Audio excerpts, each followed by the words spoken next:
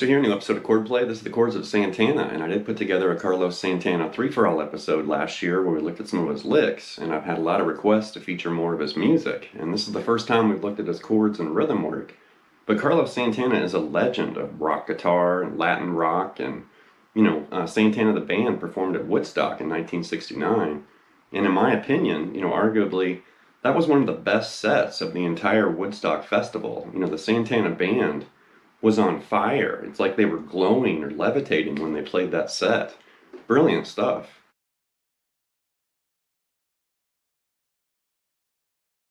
So Santana the band formed in San Francisco, California in 1966 and went on to become very popular in the late 60s and throughout the 70s and beyond. And Santana is still active and popular to this day.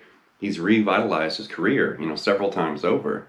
But there's something really special about those first 3 Santana albums. Santana from 1969, Abraxas from 1970, and Santana III from 1971.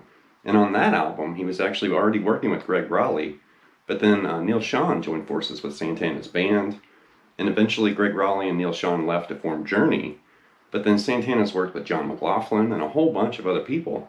But he's a legend of not only rock guitar and Latin rock, but songwriting, and there's this emotive kind of spirit that surrounds him. Really interesting musician. I've read his book, his biography, which is great.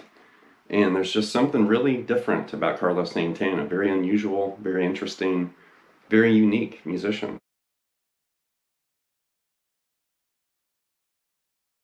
Just shared that image that had the album covers that show like where the songs and chord-based ideas in this episode came from. And those are my favorite Santana albums, for sure, the first 3. And I do like a lot of other albums that he's released, but there's something really special about those first 3, Santana albums. And in this episode, we're going to be talking about partial chords, modal chord progressions. We're going to be dipping into Dorian quite a bit. We're going to talk about the Carlos Santana secret chord progression, which was nicknamed by Frank Zappa. And there's a lot in this episode, so if you're confused about progressions and partial chords, the Dorian mode, all this stuff, this episode's for you. For the opening, that's You Just Don't Care from the first Santana album, and it's something like this.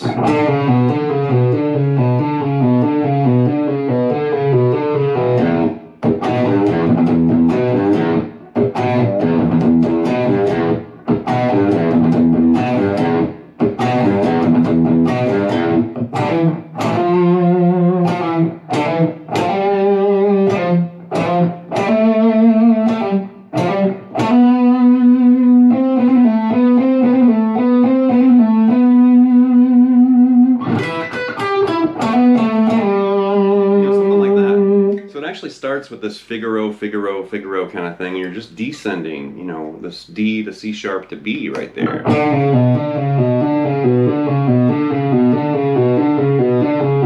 gonna do that 8 times. 1, 2, 3, 4, 5, 6, 7, 8. And then you start this really cool riff. Keep in mind this is 1969, and this riff is rocking out.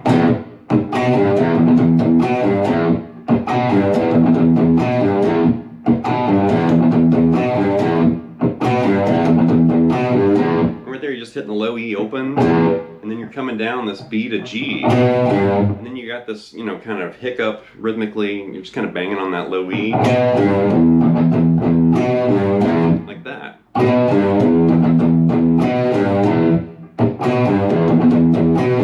But it has a groove to it, really cool.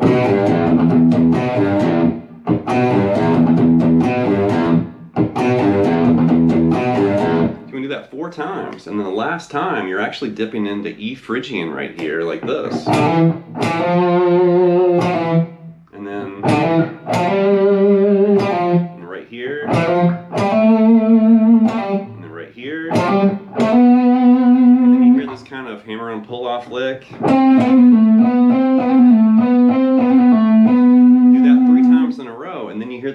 descending E minor arpeggio like this. So think of an E minor bar chord right there, but you're doing it like this. Really expressive and interesting too. Really cool song, and so unexpected to hear something like that in 1969, which is just rocking out. Really cool. Okay, next up is Soul Sacrifice from the first Santana album, and this is the first Dorian flavored example, and we're going to hit this pretty hard in this episode. And it actually starts with this really quiet part, and the congas and everything are going nuts.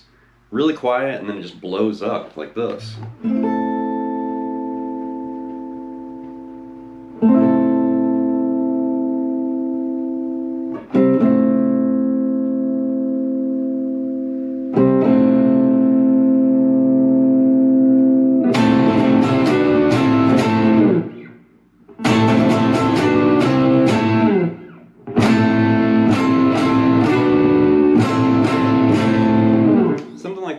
Just starts with this really quiet A minor. And like I said, you hear the congas and all this rhythmic activity in the background, and he's just really quietly strumming that A minor chord. Do that a couple times, and then you hear the G note change to A minor, or the G change to A for that A minor, like that. And it's just that one note changing, like that. And that's one thing about Santana's chord style. He does these really subtle, barely noticeable moves where he just maybe changes one note of a chord.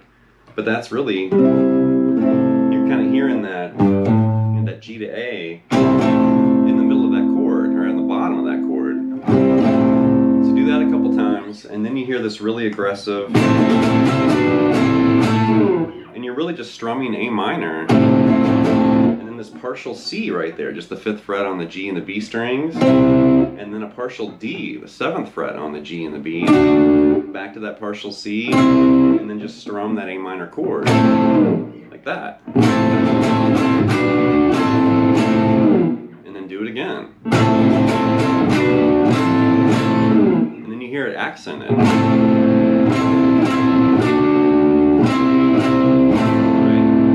Exaggerated right there, but that's a great rhythm part, and that's a killer Santana song for sure. So as far as uncovering this Dorian tonality that you'll find in Santana's music, lots of jazz and jazz influenced rock and all sorts of stuff, it's really important to understand what we're changing, because basically, what we're talking about with this first example, like that, you're kind of doing this A minor, and then when you hear that chord move up to that D, it's kind of like D major, so you're mixing a minor 1 with a major 4 chord, like that, and that signals Dorian big time. That's the most popular or common way to signal Dorian, minor 1 and major 4. So think of, like maybe an A minor chord, or A minor 7 right there, and then think, maybe a D7, or you could think of A minor 7 to a D9. And Santana definitely uses, that progression a lot. Minor 7 to D9, or minor 7 to 9. But then here's an image showing you what we're doing. So we're basically taking, G major, which is the parent scale of A Dorian, but we're taking G major, but instead of making G the root, we're making A the root. So Dorian is the 2nd mode of G major right there. So instead of calling that G major, we're calling it A Dorian, and we're emphasizing A minor instead of G major right there. It's the same scale, but now A is the root instead of G. That's how you magically, arrive at Dorian.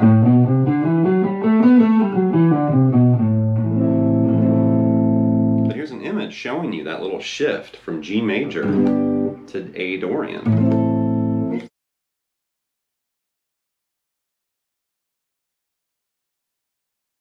For another example of this, check out the song Oye Como Va from Abraxas, and you'll literally hear A minor 7 move to D9. It's actually played on a keyboard or an organ, but you do hear the guitar kind of chime in too, like this.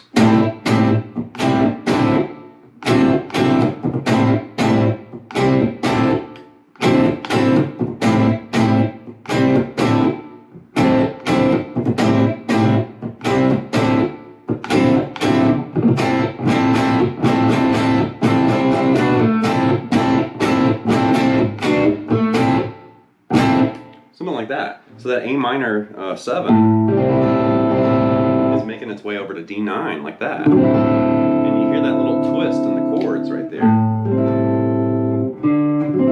Jazzy kind of flavor.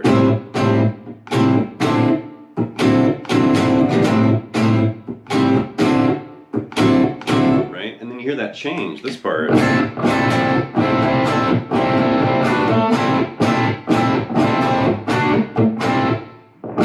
And there you're literally just targeting that A minor partial. And right there, guess what? You're playing part of a D major right there. And then back to that partial A minor. So you'll find this a lot in Santana's music. These little partial chords, usually barred with a single finger, but it's implying something much more interesting than just a simple, you know, like little power chord or bar chord. He's hitting these jazzy tonalities, modal, you know, implied modal tonalities, but just doing it with these little partial chords, which is so cool.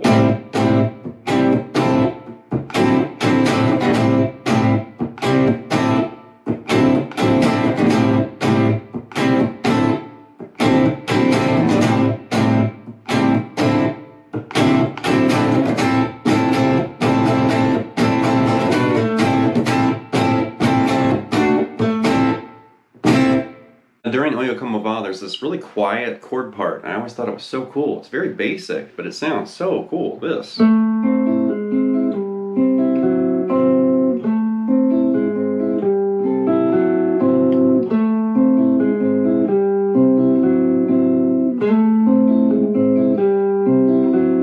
know, something like that. So it's really just A minor. It's very basic, and I'm hybrid picking right there. Like that, you could pick it. You could actually finger pick it too. But it's A minor right there, and then an A minor major 7 technically, because you're grabbing that G sharp with that minor part of the triad, and then A minor 7, and then A minor 6. So you're literally just holding this part of A minor, and then you hear that descending bass line move down chromatically, like that.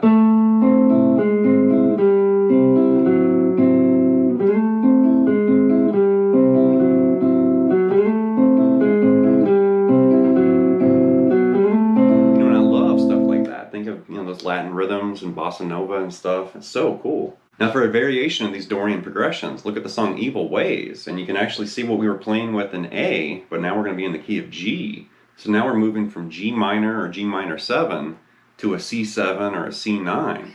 And in Evil Ways, you'll hear this.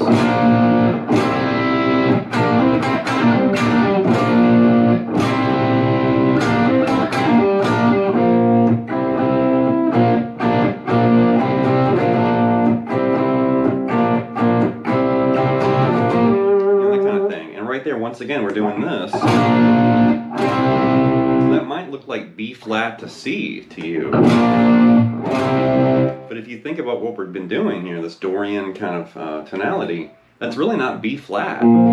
It's actually part of, you know, G minor 7. So that's what you need to think of. And then it moves to the partial C major. But he's really just playing, you know, that 3rd fret bar to a 5th fret bar on the D, G, and B strings. And then you hear the... And once again, he's just playing with that, you know, partial, you know, C and that partial G minor.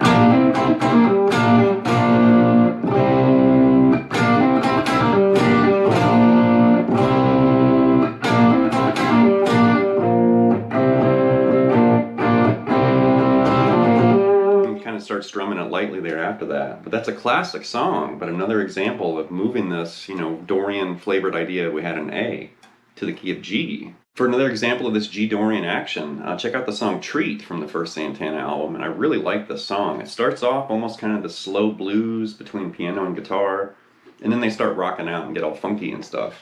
But it starts like this.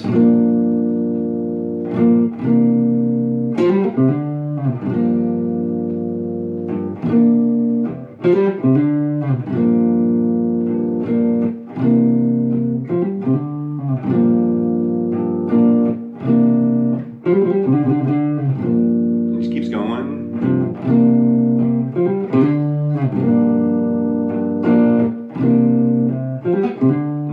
it starts, you know, really jamming.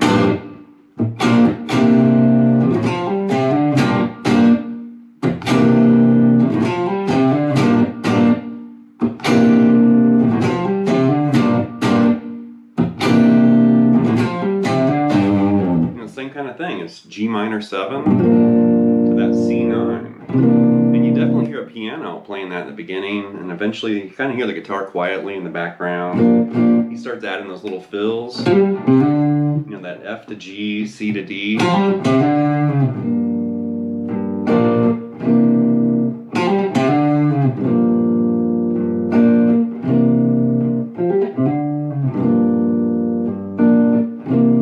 Doing this hyperactive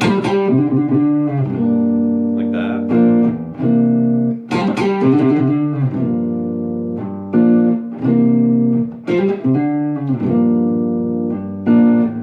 And there's a bunch of repeats there, and then eventually it just kind of starts picking up a little bit and then abruptly goes into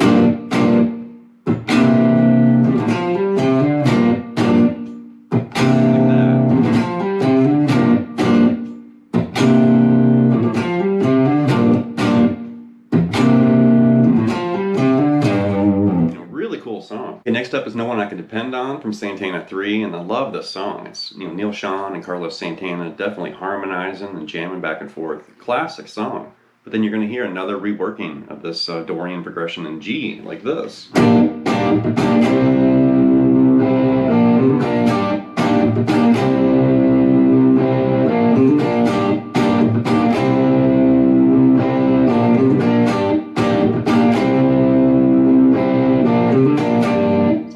So it's, once again, G minor, and then that partial C right there. So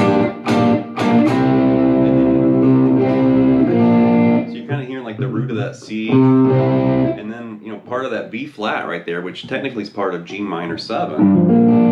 And that hammer on from C to D, and then back to that partial kind of, you know, part of B flat, but once again it's part of G minor, like that.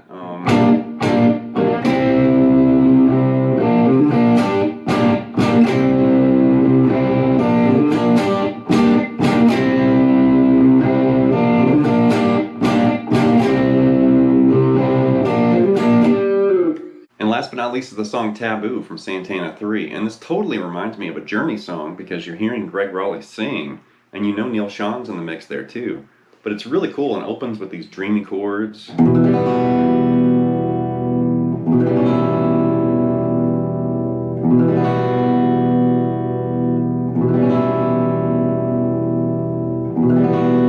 like that. And then it moves into another part.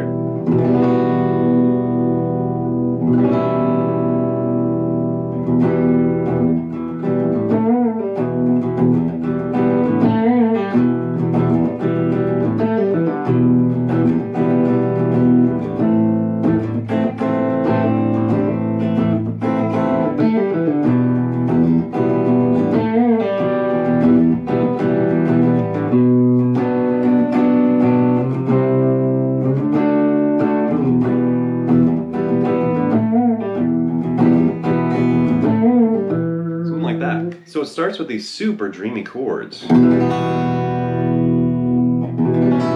I'm a sucker for chords like that. So it opens with this, and I'm actually fretting it like that. I'm not using my index finger. I mean, you could reach over there and do it this way, but to my hand, it just feels a little clunkier. It doesn't seem like I have as much room, and I find myself screwing that chord up if I do it that way, because I'm either hitting one of the open strings or part of the fretted note. But if I open it up like that and use my pinky, it feels like there's a little bit more room to move. But that opening chord, that's an E minor add 9.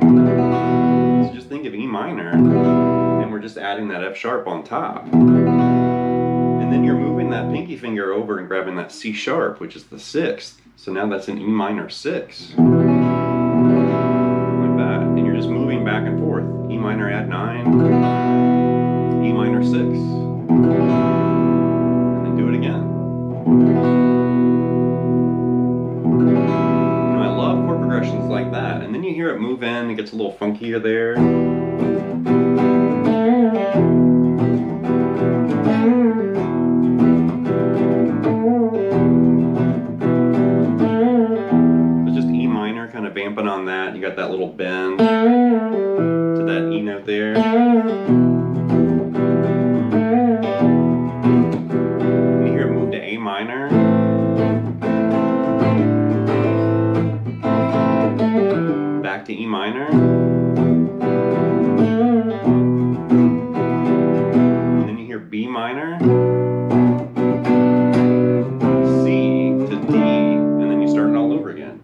to E minor.